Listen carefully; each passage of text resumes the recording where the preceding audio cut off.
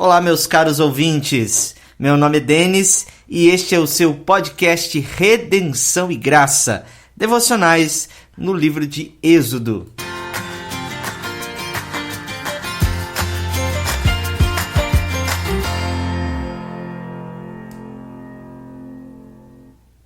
Mais uma vez eu tenho essa alegria de poder estar com vocês essa semana, compartilhando deste livro que é tão precioso para nós, que é o livro de Êxodo. Nós temos caminhado aí já há 2 semanas com nossos estudos devocionais e nesse podcast de hoje nós vamos dar continuidade a essa história tão bela, a este livro que revela Deus de uma forma tão bela, que nos traz ali um grande relato de uma grande libertação que veio ali antes para o povo de Israel e também que faz parte da nossa história como povo de Deus e que vai nos lembrar da grande redenção que o Senhor operou em nós através do seu Filho Jesus Cristo. Então, você que nos acompanha, venha comigo na leitura do capítulo 3 de Êxodo para a nossa meditação, para nosso devocional de hoje. Êxodo 3, do versículo 1 até o versículo de número 6. É a primeira parte que nós lemos deste capítulo, né? Apacentava Moisés o rebanho de Jetro, seu sogro, sacerdote de Midian, e levando o rebanho para o lado ocidental do deserto, chegou ao monte de Deus, o Horebe. Apareceu-lhe o anjo do Senhor numa chama de fogo, no meio de uma sarça. Moisés olhou, e eis que a sarça ardia no fogo e a sarça não se consumia. Então disse consigo mesmo: irei para lá, verei essa grande maravilha. Por que a sarça não se queima? E vendo o Senhor que ele se voltava para ver, Deus, do meio da sarça, o chamou e disse: Moisés, Moisés! E ele respondeu: eis-me aqui. Deus continuou: não te chegues para cá. Tire as sandálias dos pés, porque o lugar em que estás é terra santa. E disse mais: eu sou o Deus de teu pai, o Deus de Abraão, o Deus de Isaque e o Deus de Jacó. Moisés escondeu o rosto, porque temeu olhar para Deus. É interessante que este é um grande relato, um capítulo que é central para nós compreendermos tudo aquilo que vai se desenrolar no livro de Êxodo. Porque aqui traz a grande revelação de Deus, de quem é Deus, do nome de Deus especificamente, que se revelou a Moisés, que apareceu a Moisés neste episódio tão extraordinário, tão sobrenatural, e que nos lega aqui, que nos ensina muito a respeito de quem ele é e do que ele faz pelo seu povo. Este é um capítulo, talvez poderíamos dizer, um dos capítulos mais belos de toda a história do Êxodo e de toda a história da redenção de Deus, porque ele nos revela quem é o Senhor a quem nós tanto servimos, quem é este Deus a quem nós adoramos, quem devemos obedecer. Então, é sobre isso que eu quero comentar com você hoje no nosso devocional, no nosso estudo devocional deste texto do capítulo 3 de Êxodo. E a primeira questão que eu quero destacar aqui, que estão nesses versos que nós acabamos de ler, do versículo 1 ao verso 6, é que Deus então se manifesta a Moisés. Lembremos-nos um pouco daquilo que aconteceu antes, né? Nós vimos no primeiro capítulo o povo de Israel se multiplicar de forma grandiosa no Egito e fez com que o povo do Egito temesse, Faraó, o rei do Egito, temesse esse povo tão grande que havia se multiplicado, com medo deles se revoltarem contra os egípcios, e então colocou sobre esse povo uma grande opressão, fazendo-os tornar escravos, sobre ali os cuidados dos feitores de obras, os extratores, como nós podemos ver aqui, como é do conhecimento do próprio Deus nesse capítulo 3, que estava oprimindo o seu povo. Além de tentar oprimir para poder conter a disseminação, a multiplicação desse povo, o faraó então fez ali algumas ofensivas, tentando matar os bebês, os meninos recém-nascidos. E ali nós vemos Deus livrando o povo de Israel por meio das parteiras e então também livrando o seu escolhido, a pessoa por meio da qual ele agiria para poder libertar o povo do cativeiro do Egito.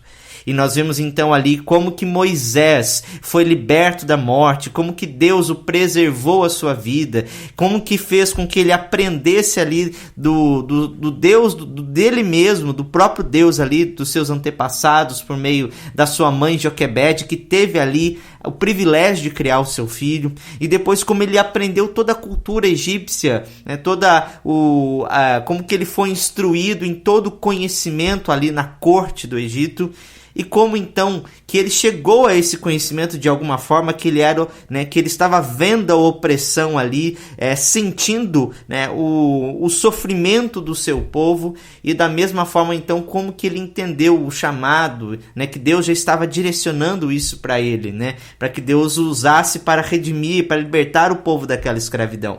Porém, vimos ali que Moisés tentou fazer tudo do jeito dele. Ele acabou então matando um egípcio, fugiu para uma terra de Midian, com medo de tudo o que aconteceria, do que ele fez, da fúria do faraó, da fúria do povo, porque o povo o havia rejeitado, eu digo, do povo de Deus, os israelitas ali.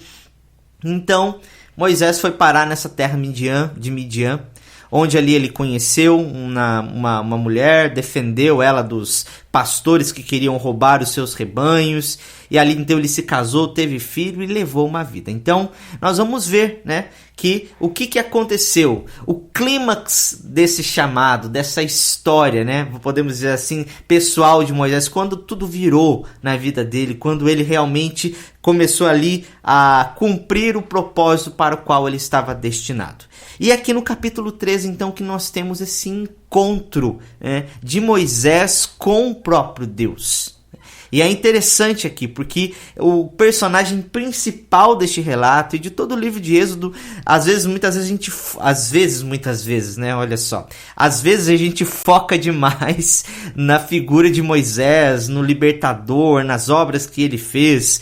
Contudo, o grande personagem, o personagem central desta narrativa é Deus.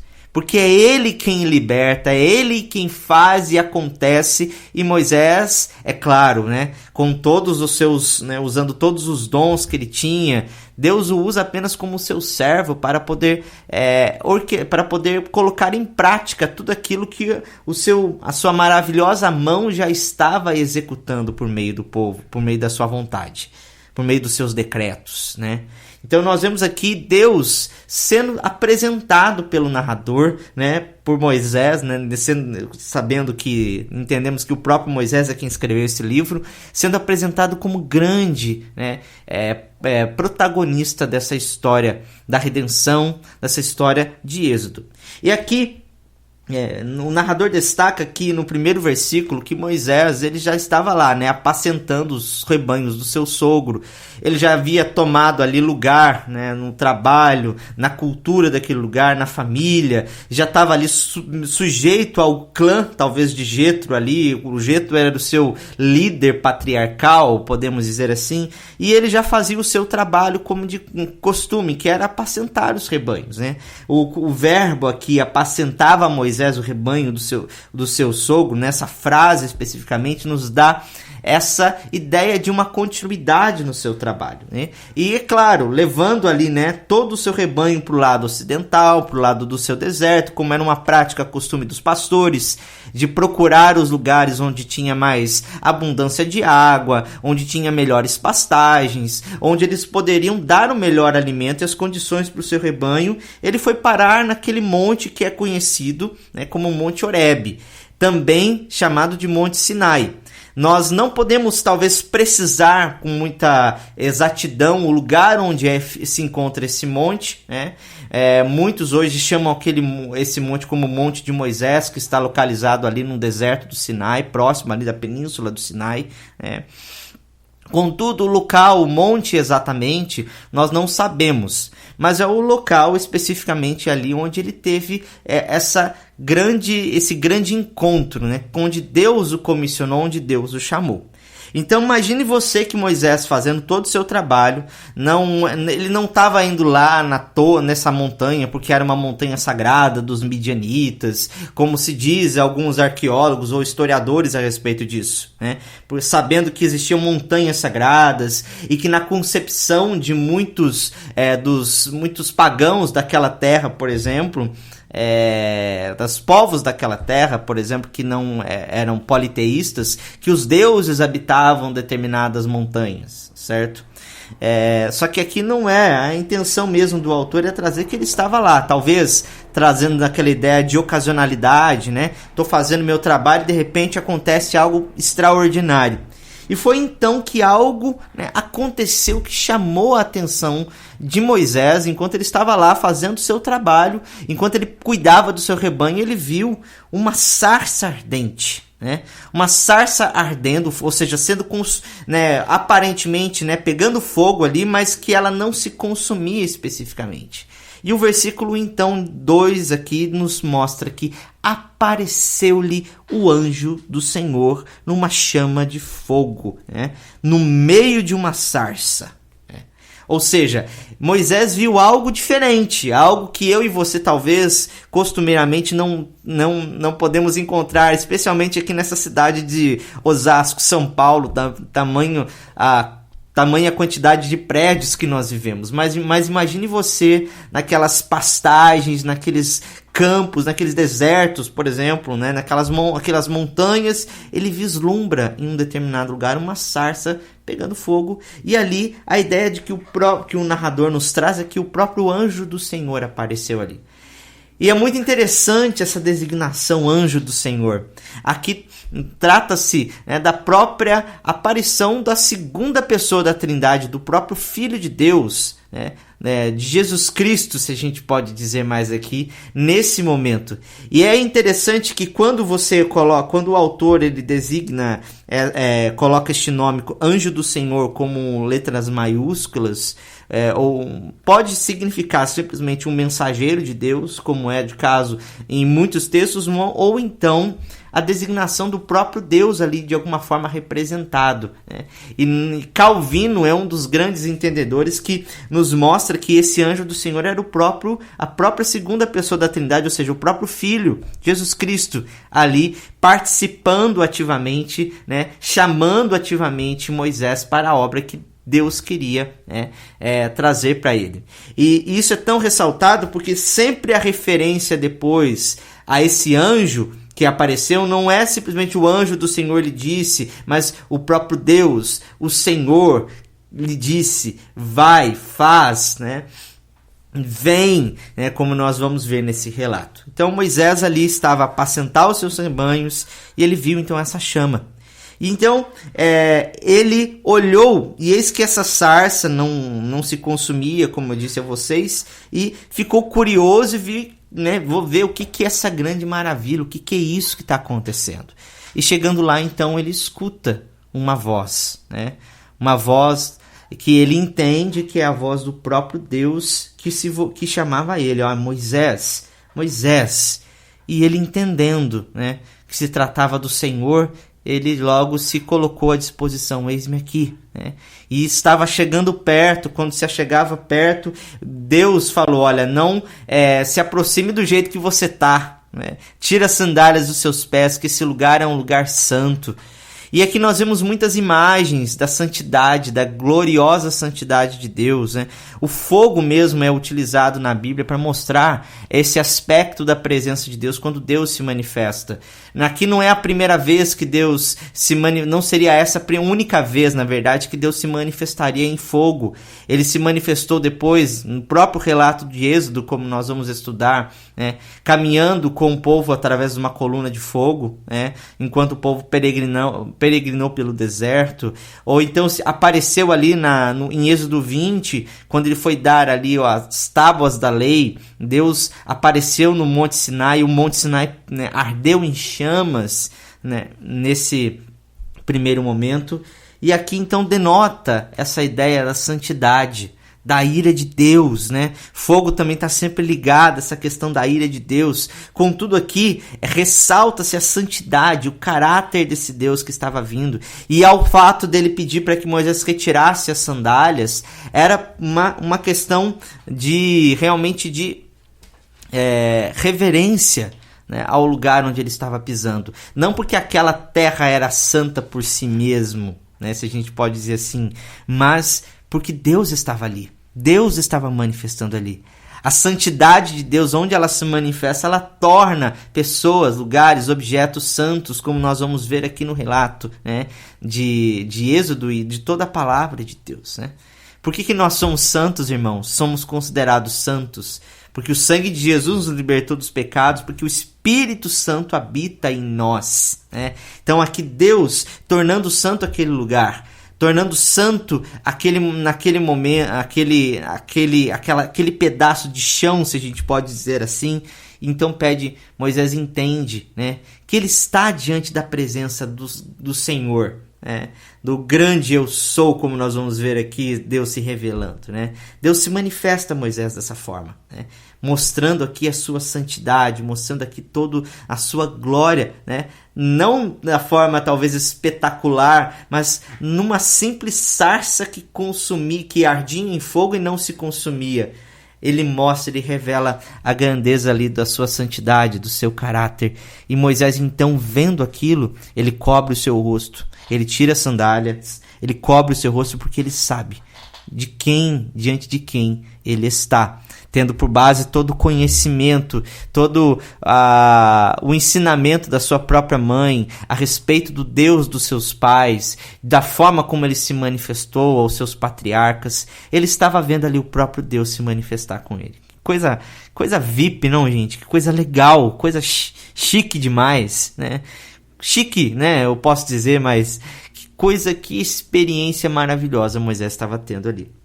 E certamente Deus continuou se revelando ali. Vai dizer o versículo 5, olha, não te chegues para cá, tira as sandálias dos pés, né? E ele vai dizer, eu sou o Deus de teu pai, o Deus de Abraão, o Deus de Isaque, o Deus de Jacó. E Moisés então entendeu mais ainda quem era esse Deus, diante de quem ele estava.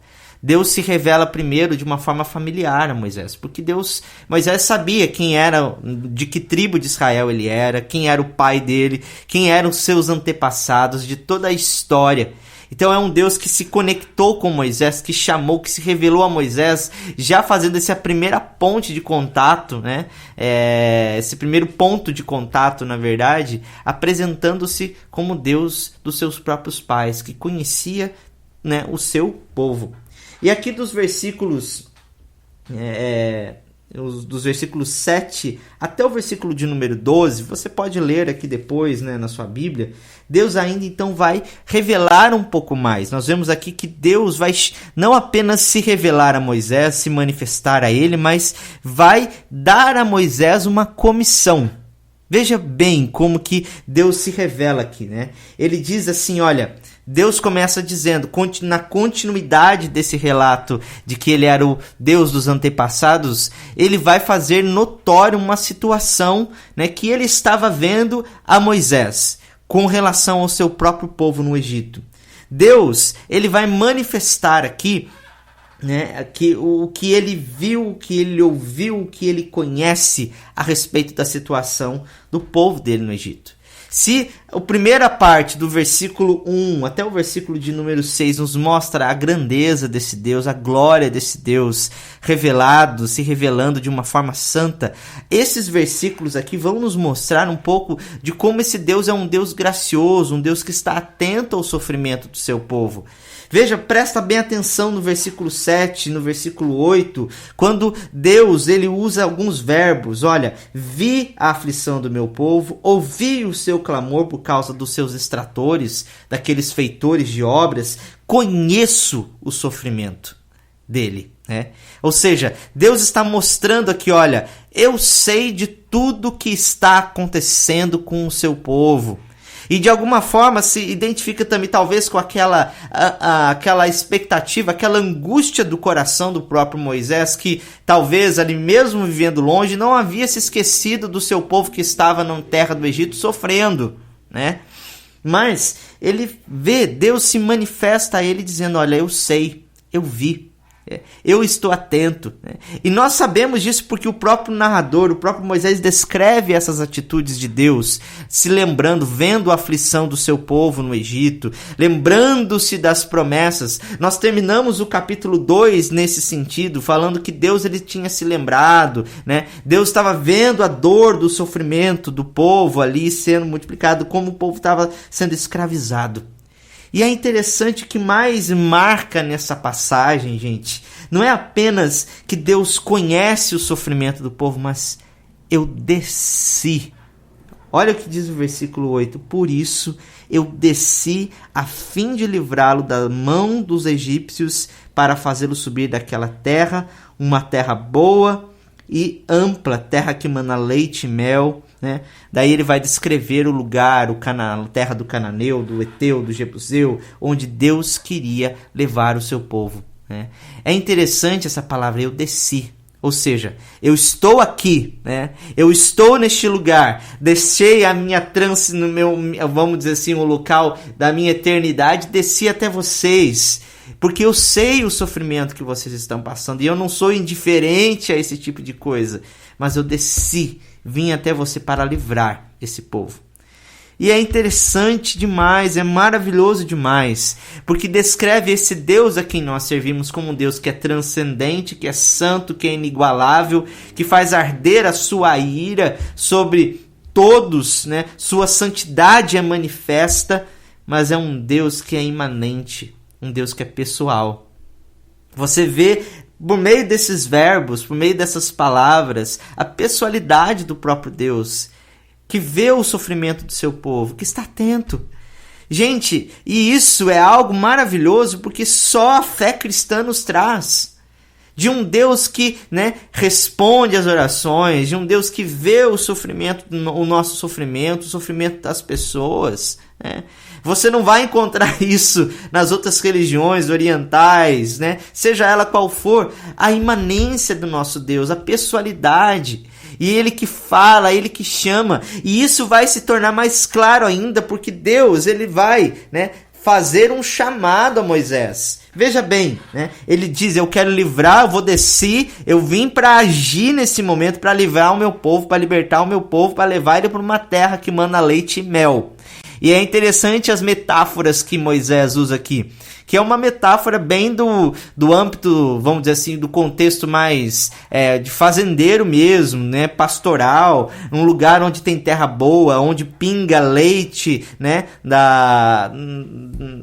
das vacas, podemos dizer assim, né, mel em abundância, para poder mostrar o contexto, né, para fazer uma comparação também com relação à terra em que o povo de Deus estava no Egito, com uma terra que Deus daria a eles, né, por meio da sua obra redentora. Uma terra que tinha abundância de alimentos, né? Uma terra farta, onde eles poderiam, né, não mais viver na miséria, na sofridão, mas que teriam ali o labor e poderiam ver aquilo, desfrutar daquilo.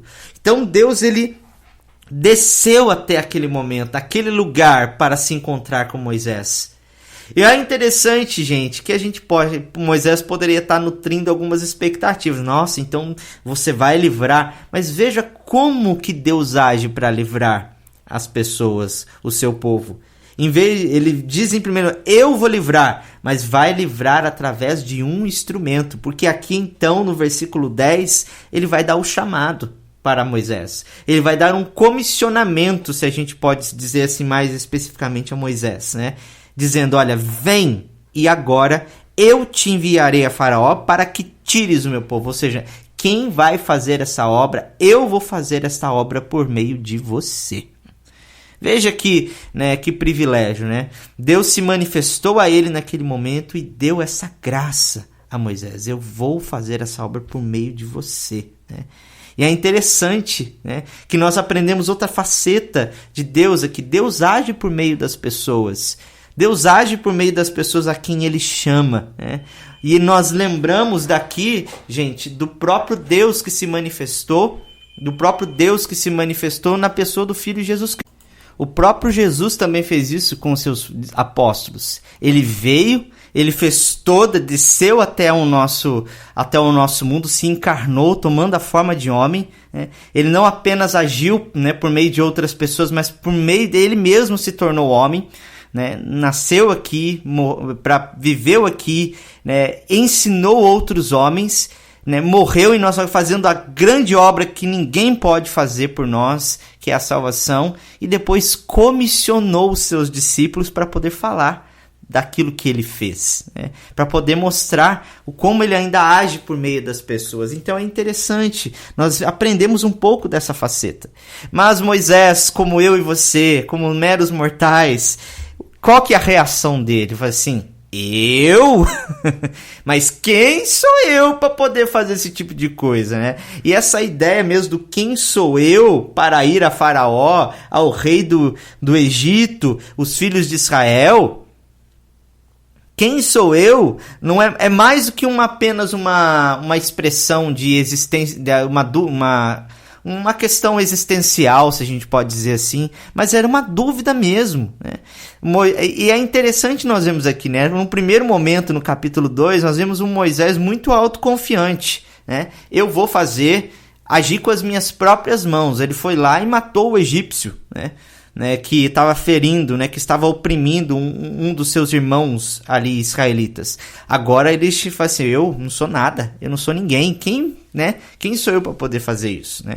E isso em certa dose, em certo sentido, ele é bom, né? Nós entendemos que nós não somos ninguém sem o próprio Deus. Mas aqui a ideia de Moisés se retrair até realmente, né, desistir, deixar dessa situação, né? Não ir para frente, não levar em frente os propósitos que Deus tinha lhe dado. Então ele responde desta forma. E olha que maneira mais curiosa de Deus responder. Ele responde: quem sou eu? Moisés pergunta: quem sou eu? E Deus responde para ele: eu estarei com você. Veja bem, né? Quando muitas vezes nós perguntarmos a nós: quem sou eu, Senhor, para poder fazer esse tipo de coisa? A resposta nós temos aqui também na Bíblia: eu estarei com você. É interessante que Deus não responde, vamos dizer, quem sou eu, né? Deus não vai exaltar ali: você é uma pessoa muito preciosa, né? Mais raro que o ouro, puro de Ofir, né? Como tem algumas músicas que dizem aí, que são cantadas aí. Mas ele diz: eu estarei com você. O que vai fazer diferença nisso tudo não é exatamente quem você é, mas a minha presença. E o fato de nós de o Senhor estar conosco diz muito a nosso respeito. Diz de fato que nós somos o seu povo, que nós somos herdeiros dele, que nós caminhamos junto dele, né? Essa é a grande verdade que o texto bíblico nos ensina, né? Que Deus está conosco para poder nos ajudar em todas as nossas aflições, né? E ainda Deus continua dizendo: olha, e a promessa, a prova de que tudo que eu estou falando para você é verdade, que você vai tirar o povo e o povo vai voltar aqui para me adorar ainda nesse lugar que você encontrou comigo. É aqui que eles vão poder oferecer os seus sacrifícios, que vão prestar culto a mim. Então, Deus está fazendo aqui uma prova, uma promessa a Moisés, uma das tantas que ele tem aqui. Moisés, porém, ainda na sua dúvida, né? Ele vai fazer uma pergunta. Já que o Senhor não me respondeu quem sou eu pergunto: quem é o Senhor? E está aqui um dos textos mais maravilhosos, a centralidade de toda a revelação para nós, para não a centralidade de uma forma completa, né? Mas para aquilo que Deus estava se revelando, né, para fazer no meio do povo, né? E nós podemos ver isso aqui depois à luz do Novo Testamento, através da pessoa de Jesus Cristo, Cristo próprio afirmando essas mesmas palavras nas respostas que ele dava muitas vezes às pessoas ali, aos seus discípulos. Deus vai dizer, né? Moisés pergunta, né? Quem é você? Quem é Deus, né? Quando eu chegar lá diante do meu povo, o que eu vou falar para eles? E se eles perguntarem, quem é esse Deus que está mandando você? Temendo, talvez, por ser desprezado novamente pelo povo do Egito, né? Moisés faz essa pergunta, né? Temendo ali o que podia acontecer com ele. Então Deus responde, eu sou o que sou. Que maneira também curiosa de se apresentar, né? Quando perguntam para você, quem é você? Eu vou dizer, olha, eu sou Denis, marido da Roberta. Eu sou Denis, o pastor da Igreja Presbiteriana de Osasco. Eu sou Denis, professor, né? Formei-me em tal, e a gente vai falando, né?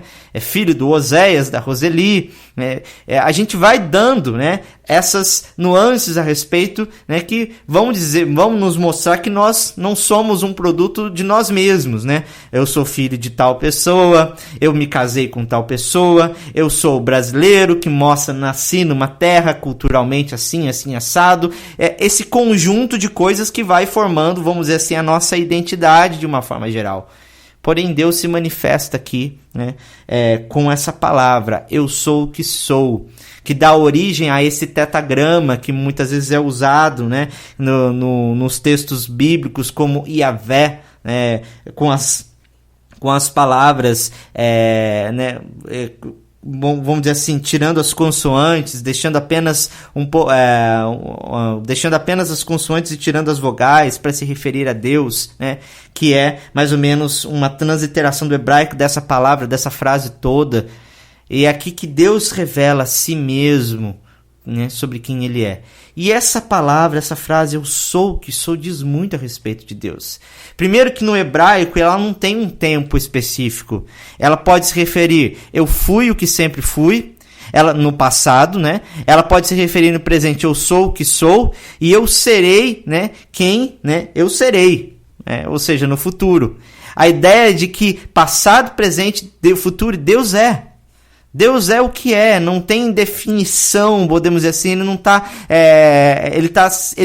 o ponto de referência de quem ele é ele mesmo, não a cultura, não a sociedade, não a minha história especificamente como pessoa, mas quem realmente ele é e quem ele se manifesta por meio de si mesmo.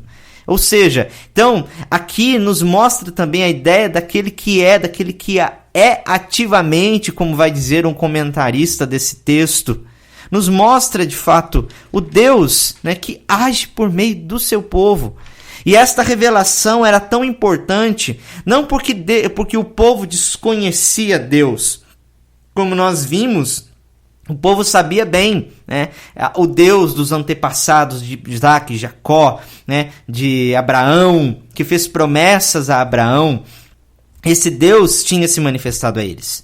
Contudo aqui, esse Deus, né, uma nova revelação a respeito desse Deus antigo que Moisés estava trazendo ali, né, que mostrava que esse Deus todo-poderoso, El Shaddai, como se manifestou no livro de Gênesis aos patriarcas, era então o Deus que agia, que fazia todas as coisas, que está agindo, que agiu no passado, que vai agir, né, fazendo uma promessa aos seus antepassados, que está agindo no presente, libertando o povo do Egito, né, e que agirá no futuro ao conduzir esse povo, né, para a terra que Deus estava lhes prometendo.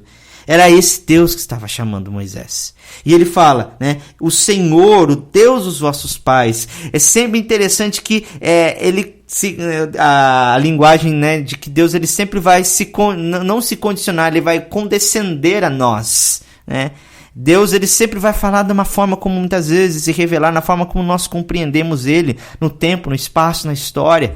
E esse aqui dizia muito a respeito do Senhor, de fato, que estava operando esses milagres. Então, é algo muito belo a respeito do nome de Deus, né?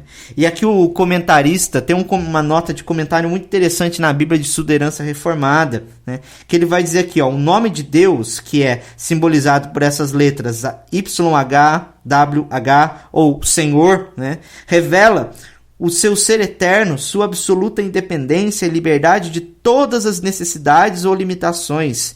Seu ser, sua vontade, suas obras inteiramente nele mesmo, nascem inteiramente nele mesmo. Ele não toma nada de nós e não precisa da nossa ajuda. No entanto, podemos ser amados por Ele, pois Ele é o Deus e Pai de nosso Senhor Jesus Cristo, o Deus do amor eletivo e pactual, e esse Deus deseja ser conhecido e adorado por seu senhorio e amor. É esse Deus a quem nós estamos servindo. Trata-se do mesmo Deus que se revelou em Jesus Cristo, na pessoa de Cristo, e que chamou a Moisés. E é interessante aqui ainda, né, que Deus ainda faz promessas a Moisés, dizendo: olha, Moisés, vai que o povo vai ouvir, né? Você diz: eu sou o Senhor, né? Eu sou o que sou, né? Senhor, Deus dos seus antepassados, e o povo vai ouvir, né? E ele faz promessa, né, de que o povo ouviria, aceitaria, juntaria ali, pede para ele, ordena que ele junte os anciãos e falem com ele, ou seja, os líderes do povo, porque Deus estava dizendo que eles ouviriam e que o coração deles estariam abertos a essa mensagem. Também vai dizer para Moisés: olha, porém o faraó, o rei do Egito, não vai te ouvir. O coração dele vai ser endurecido, então vai ser necessário fazer os meus prodígios. Deus manifestar mais de si mesmo para poder tirar o seu povo. E ainda prometendo que o povo sairia do Egito e não sairia de mãos abanando, né? Deus inclinaria o coração do povo, das pessoas, para que doassem prata, ouro, para o propósito, né? Que nós vamos ver mais ali para frente na construção do tabernáculo, que era o propósito de ter fazer uma tenda ali, um lugar onde Deus se manifestaria e falaria com Moisés. E ali seria o lugar onde eles fariam os sacrifícios, como vai nos ensinado posteriormente. Que palavras, irmãos, que palavras! Deus aqui se manifesta de uma forma maravilhosa a Moisés, né? Deus, eu achei interessante um comentário do Alan Cole, né, a respeito desse assunto, quando Deus promete uma terra, quando Deus promete algo às pessoas e que Ele vem, né, Ele cumpre, quando Deus vê o sofrimento nosso, né, Deus, diz o Alan Cole no seu comentário, né, que Ele vem ao nosso encontro onde nós nos achamos, naquele mesmo ponto em que reconhecemos nossa necessidade, por mais precário que seja esse reconhecimento, e dali nos leva ao reconhecimento de nossas necessidades mais profundas. Deus prometeu um filho a um homem sem filhos, no caso de Abraão, uma terra a um nômade apátrida que não tinha lugar nenhum, no caso de Abraão, uma fama, fazer você muito conhecido, né? Você será pai de muitos, a um desconhecido, fama a um desconhecido. E estas não eram promessas sem valor, pois ao tomar a posse delas, Abraão, no caso aqui, estava ansiando a nível mais profundo por aquilo que somente Deus pode oferecer ao homem, que é continuidade, estabilidade e identidade, né? Coisas que nós desejamos e ansiamos tanto na nossa vida. E Deus aqui então prometeu a Abraão isso num primeiro momento, lá em Gênesis 13, quando chamou, quando fez promessas. E Deus estava dando continuidade a essa promessa. Ele se revelou a um servo, a um descendente dele, para cumprir tais promessas. É o Deus que age por meio do seu povo. E isso é belo demais nessa história, irmãos. Se Deus agiu aqui, que dirá mais quando nós, lemos nos relatos do Novo Testamento Deus agindo para nos salvar da nossa escravidão do pecado. E por fim, para terminar este breve comentário, essa breve devocional, estudo devocional de hoje, o que esse texto então nos ensina sobre Deus, sobre quem Deus é? Primeiro, aprendemos que Deus é um Deus transcendente, mas que é pessoal. Ele é santo. Ele é marcado por santidade, caracterizado por sua santidade, por sua transcendência. Ele é grande, ele não está contido pelo tempo e pelo espaço, não pode ser contido pelas nossas mãos, pelos nossos templos, mas é um Deus que é pessoal, que habita conosco, que se importa com o nosso sofrimento. É um Deus que age, em segundo lugar, que vê o sofrimento do seu povo e se manifesta para redimi-lo. O que nós aprendemos de redenção e graça nesse texto? A redenção do Deus que vê o sofrimento, a graciosidade desse Deus que desce, né? Isso para mim foi muito marcante nesse texto, que desce e fala, que chama um homem tão cheio de defeitos para poder, conduzir o seu povo. É o mesmo que se encarnou na pessoa de Cristo para nos salvar dos nossos pecados, que morreu numa cruz para nos salvar dos nossos pecados, para nos trazer salvação. É o Deus que usa, em terceiro lugar, seres humanos para fazer a sua vontade. Como diz o Tim Chester no comentário dele também de Êxodo, ele fala: Deus quer que você seja a solução para o problema. Nós também somos comissionados pelo próprio Deus. Recebemos uma grande comissão, de podermos falar do Evangelho a toda criatura. Nós somos a igreja é uma solução para esse problema que o mundo vive hoje. Você parou para pensar nisso? Como que você pode ser uma solução na vida das pessoas? Especialmente em relação aos problemas espirituais que as pessoas vivem. Como que você pode manifestar a graça e o poder de Deus? E por fim, Deus cumpre as suas promessas, a sua aliança. Ele fez uma aliança com Abraão, como nós vimos, e ele, de dar a ele, estabilidade, como nós vimos aqui, continuidade, estabilidade e uma identidade. Deus cumpriu isso, cabalmente por meio da pessoa de Jesus Cristo. Cristo, está em Cristo a nossa continuidade na nossa vida, ainda que a gente morra nesse mundo, como nós vamos morrer, deixemos esse mundo, nós sabemos que nós continuaremos, perpassaremos a morte por causa daquilo que Cristo prometeu, a nossa estabilidade nessa vida, tudo aquilo que nós precisamos, o lugar para onde nós vamos, onde Deus está nos levando, é o próprio Cristo, estar com Cristo, identidade. Quem nós somos a parte de Jesus? Ninguém. Nossa vida só tem sentido, só podemos responder essa pergunta: quem sou eu? Por meio de Cristo, porque estamos em Cristo, porque fomos comprados pelo sangue de Jesus. Isso tudo nos basta, irmãos. Que preciosas promessas nós tivemos aqui desse texto, Como que esse texto nos fala de redenção e graça, Então, eu convido você a meditar um pouco mais neste capítulo, a debruçar especialmente sobre a revelação de Deus, o nome de Deus: eu sou o que sou. Eu sei que você pode, entender que Deus se revelou, da forma como Ele é, que Ele não está preso a nenhum humano, a nenhum de nós. Ele é o que é por si mesmo, mas que ainda se manifesta na sua pessoalidade, no seu amor, na sua graça e na sua misericórdia. Então, nós terminamos aqui esse nosso estudo devocional de hoje, e espero que Deus esteja o abençoando nesta jornada e nesta caminhada, assim como tem me abençoado também. Eu espero vocês na próxima quarta-feira. Então compartilhe esse áudio, esse link do Spotify, do Deezer, do YouTube, Clica lá no joinha para você nos seguir, para você compartilhar isso com as pessoas. Nesse momento em que um monte de gente compartilha fake news, vamos compartilhar notícia boa, coisa boa, para abençoar a vida das pessoas. Então que Deus abençoe você, e nós aí nos encontramos na próxima quarta-feira, se Deus quiser. Deus o abençoe.